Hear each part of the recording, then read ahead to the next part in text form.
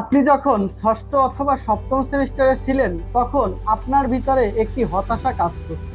কি করব?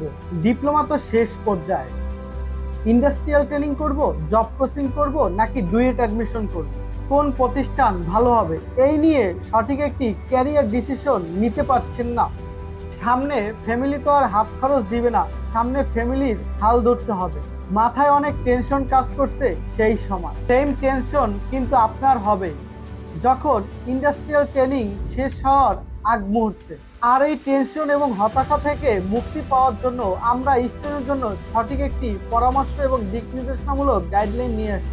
আর এই সঠিক পরামর্শ ও গাইডলাইনের জন্য আপনি যে কোনো সময় আপনি আমাকে ইনবক্সে মেসেজ করতে পারেন।